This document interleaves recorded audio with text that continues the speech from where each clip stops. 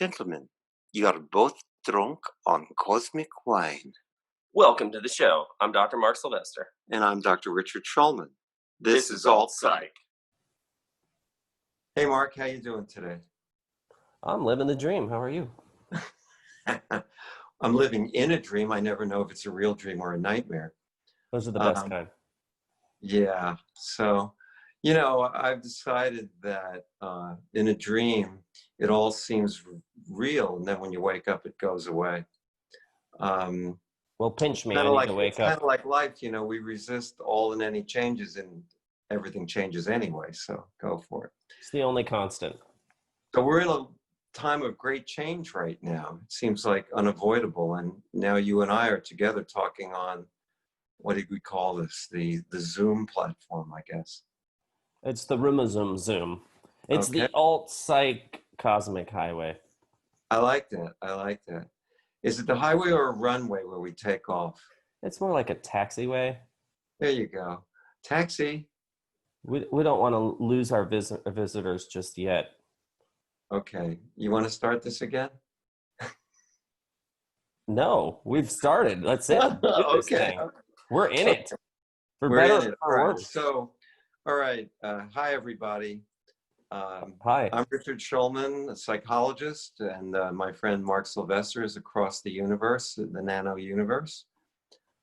He's the best damn psychiatrist I ever met in my life, and I've met quite a few. Well, that just sounds like a paid endorsement. When are you going to pay me? I know. I'm just saying, don't expect any money for this. Okay, cool. We need to explain what is after many years of threats and promises, we're finally working together. And it is a parallel universe, indeed. Okay, well, you said you were living the dream. I guess that's called a parallel universe. So it's an alternate. It's what in the late great was he a psychiatrist? John Lilly said. No, he was kind of a radical nut job. No, he was an MD. I don't think he was a psychiatrist, though. I don't know. I'm going to Google that. Please do. And have someone post a comment below. But it's an alternity. It's an alternate reality. And that's what Alt Psych is. It's an alternity. It's an alternate universe to approach mental health, spiritual health, overall health, and well-being. It's an alternative. Cool. Yeah, people ask me, I wrote this book a couple of years ago, and people ask me, well, who'd you write it for? I said, well, I wrote it for people who couldn't get well using the conventional methods. And because I was frustrated. And I've been going down the alternative road for quite some time, because in my world, kind of if you did really well in conventional therapy, you might have only needed to talk to your barber or something. What we were looking at is something different for people who couldn't get well just by conventional therapy, conventional means. We were looking in a different place. It kind of reminds me of a silly joke, because a guy's crawling on the floor in a parking lot, and somebody says, "What are you doing?" And the other guy says, "I lost my keys." He said, "Where'd you lose them?" "I lost them over there." "What are you looking here for?" "Well, the light is better here." Okay, we want to see where people drop their car keys where the light isn't better. Yeah, and in my world, it's, wait, the red pill didn't work for you? Let's try the blue one. And there's a yellow one and a purple one too that they didn't talk about. There's a book I read years ago called The Dancing Healers, and it's about this conventional Yale-trained psychiatrist who has to give back instead of paying his loans, I guess, and he goes to an unserved population, like he goes to the Navajo reservation. So the Indian medicine chief comes up to the white medicine chief, and he says, he confronts him, he says, "Tell me about the human mind in a short period of time." So this Yale-trained guy, he gets all puffed up. He goes, "That's impossible. I mean, there's psychobiology, there's chemistry, there's dynamics, there's early childhood learning, blah, blah, blah." He goes through this whole list. He goes, so the Indian medicine chief goes, "Well, then you know nothing of the human mind." So the psychiatrist gets up really upset. He gets puffed up. He goes, "Well, then you tell me about the human mind in a short period of time." And the Indian goes, "It's a mystery, isn't it?" Well, we live in the mystery because that's where the good stuff is. The good stuff is in the mystery, and I've spent years and years and years wanting to embrace the mystery. And I know my pal Mark Sylvester has done that too. And when you go into the unknown, you, by definition, you don't know what you're going to find. So we don't go in with a preconceived notion, except that we're going to figure stuff out, help people to live better lives, more productive, happier, healthier. That's the goal. That's what I want out of this. Well, yeah, and it's to take the training that we've had, that the classic training, and add everything else that we have, learned through our experience, we've learned through other complementary and alternative approaches, the integrated health that I've gotten more involved with, looking at the functional psychiatry, looking at the actual hardware, the organism itself, and the messages it's sending to the brain, which confuse or confound, what makes us, our personality, our behaviors, our temperaments, our spirit, our drive. Prozac doesn't work for that, There's no doubt that we stand on the shoulders of giants. Absolutely. And I mean, the giants that trained me was the pharmaceutical industry, and said Prozac can fix that. It's not been my experience, and I don't think it's a newsflash to people that in their experience that hasn't worked for them either.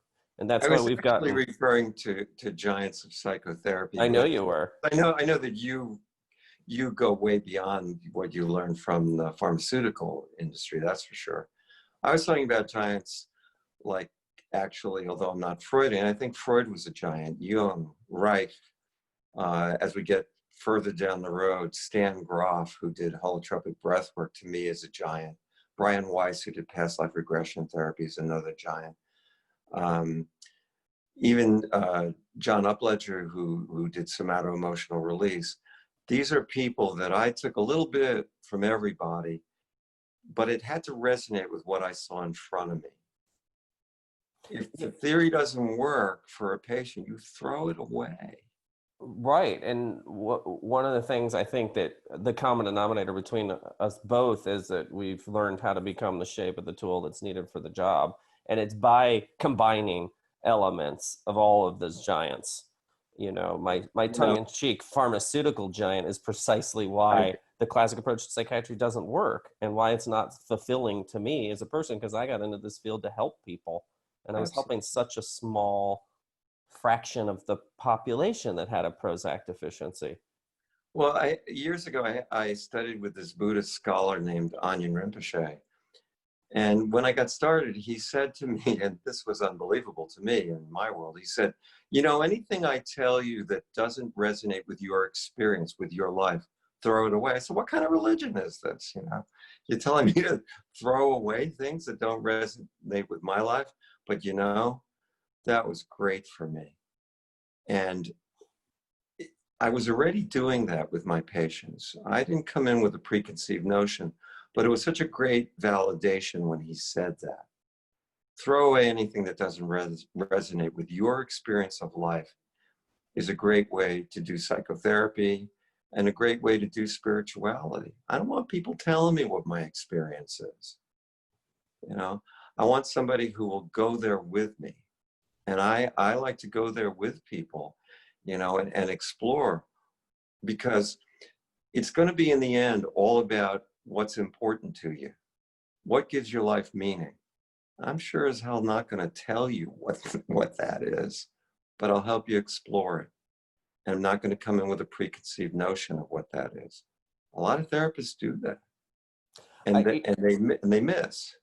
So much of what, it's so interesting with our different backgrounds and our different trainings. So much of the principles that guide us and that push us to strive to a higher level overlap so much. And I'm always like translating to my experience stories that you tell. So I got a story for you. It was the first day of my second year of medical school, and the very first lecture, 8 a.m. or whatever, the professor says, there's good news and bad news. The good news in this case was 10% of what we taught you last year, we know is wrong. And I'm thinking, okay, well, that's not very good news. The bad news is we don't know which 10%. And of course, I raised my hand. My first question was, does this mean we'll be getting 10% of our tuition back? Which was quite popular. He didn't laugh. But I'll never forget that moment, because it made me realize, this isn't the end all be all, state of the art, fanciest, up to date. This is all subject to a change. And what we think we know the best, there's a 1 in 10 chance that we're wrong. And so that I love your story. I have a similar one. When I was meeting with the person who probably affected me more than any of my teachers, Dr. Jim Anker. And he said, I want you to listen to the music of a person's life, not the words.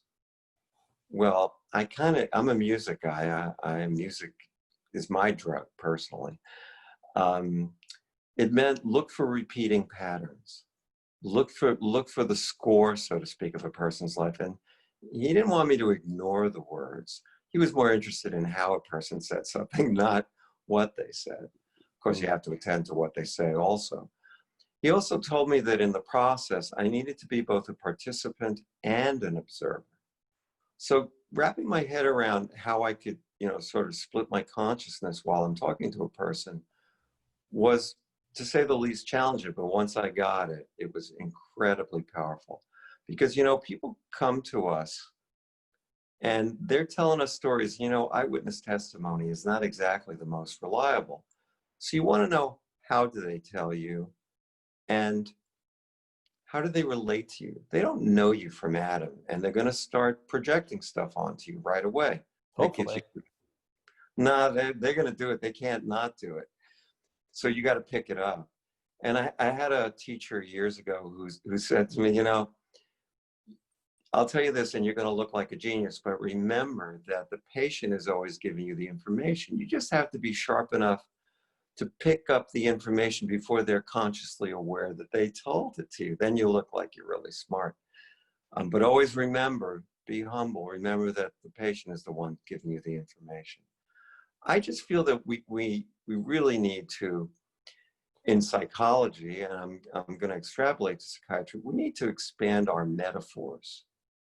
Because when we limit what's important to a patient, then we're going to lose them. They're not going to want to listen because we're telling them what their experience is. And that's one of the biggest complaints I hear, from psychiatry. And you and I have talked about this, and why people think I'm so unique and different, and I'm puzzled. But that psychiatrists approach people as if they're diseases, as if they're, patients, and that there's that Prozac deficiency kind of. Well, I think psychologists do the same thing with, by looking only at thoughts and behaviors. I have a patient who's a psychotherapist. She's a social worker. And she said to me, it was in my therapy with you that I learned I could be real in the session with my patients. And I said, what do you do instead of being real? There's only two, there's actually research on this about what people like in their therapists. They like basically two things: accurate empathy. Can I accurately identify what you're feeling? But the second is congruence. Am I the person that I'm presenting? And trust me, patients will see through us every time. Mm-hmm. I think my patients know when I'm off, like, oh, that's not good. Like that. Got to get that finger fixed. There you go. See, this is why I'm with Dr. Sylvester, because he is on it every freaking time. I got two hands to snap with. It's all that guitar playing. It screwed up my snapper. This one is okay. In any event, they want us to be real. We got to be real with them. And I always felt that I'm just sort of like everybody else who comes to see me, except maybe my life is a little wackier than theirs. And I've been trained in psychotherapy. Yeah, but we're all more human than anything else. You've told me how patients are so surprised, and they repeatedly say, hey, Dr. Sylvester talks to me like I'm a person, and that's this psychiatry equivalent of what you were saying before. And like, how are you being treated before? And I'm sad that makes me that unique. It's actually startling to me because I don't remember ever being trained to look, other than object relations theory, maybe, treat people as if they're specimens or Well, diseases or illnesses. the whole title object relations tells you everything you want to know. Yeah. Objects relate. What's the object? It's a person. That's Yep. the object. I mean, it's really. It took me about 1.5 years of studying before I figured out that part object meant like part of the person's face. It's like it was a revelation. Anyway, it's another language. I think the bottom line is we have to be real. We have to be open to different ways of looking at the world. We have to join with our patient's model of the universe, and we have to have some kind of technique that goes beyond, so tell me about your mother again. You need to scratch your beard when you say that. It would be more effective. Tell me, Dr. Freud, yes. Tell me about your mother again. No, I prefer not. In any event, there are lots of good ideas from the past. I'm not throwing any of them away. My practice is built on things that I learned studying Carl Jung, Wilhelm Reich, Stanislav Grof, some of the people I mentioned earlier. Milton Erickson is a great influence on my career. But what taught me the most were actually the patients. Yeah, no, I couldn't agree more that, it's a starting point for a career, sort of the classics and the giants. And maybe that's why they call it a practice. I just don't see in the real world other, like you said, therapists or psychiatrists or psychologists actually growing in that way and actually interacting with patients in that way. And I think it dovetails on what we were talking about last week, why we do what we do. Like, why do we fundamentally do this? That was a tough question for me to explain to the med school committee, why I even want to go to med school, much less a residency program, because I was an engineer. Weren't you supposed to say you wanted to help people? Well, I said that, but it turns out when I before. got to grad school, the director of clinical training said, we picked you guys. We had 400 applications. You have 12. Statistically, you don't exist. And we only picked the applications of people who didn't say, I want to help people. Mm-hmm. Now, he was kidding, but not really. Because their attitude towards psychotherapy was, well, you can't really hurt anybody with this. What a load of crap. You can hurt people pretty badly. And by the way, technique is for people who don't have any. Mm-hmm. Technique is the bare minimum. And,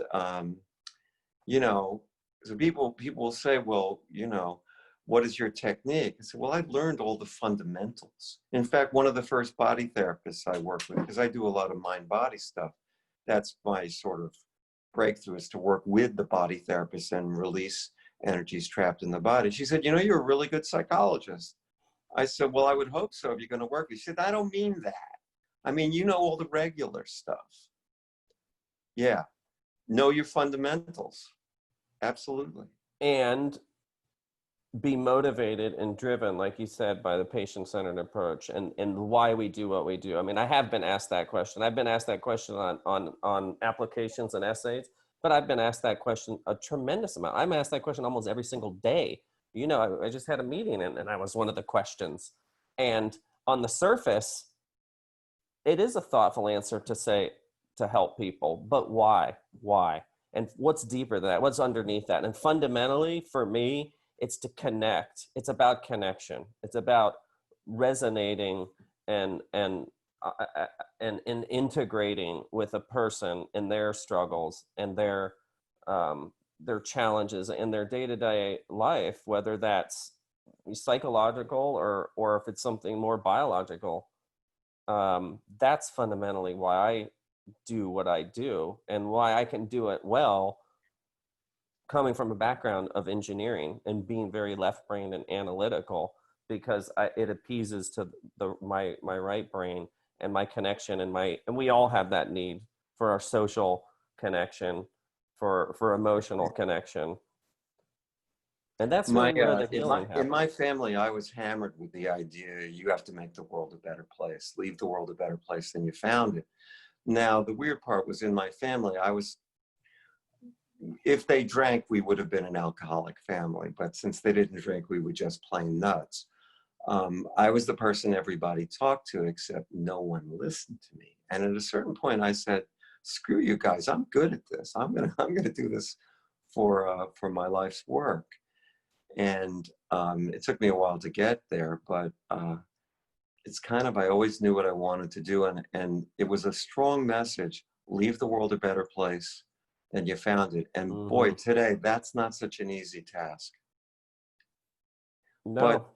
But you know, with the difficulties that we're having now, what people like Mark Sylvester and myself do, and some other wonderful therapists and physicians that we know,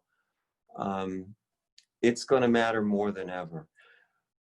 Not to make this into a different discussion, but I read an article the other day. Suicide attempts have been up 80% since the stay at home, and drug overdoses up 54% in Milwaukee. This article is in a Milwaukee newspaper. We're going to be in a post-traumatic stress field like no one's ever seen before, and it's already happening. And just telling people to cut it out is not going to be enough.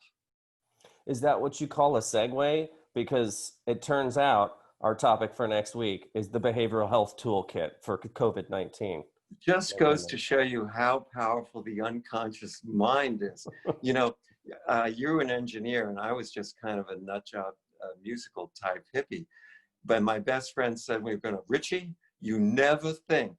But there's some part of me that was ready to segue. So if we're ready to wrap up, are you ready to wrap up for today? That's all Doctor? the time we got for today. So join us next week. We're going to be talking all about this. You know, everybody says to me, stay healthy. I'd say, protect your immune system. Peace out. Be well. Yes.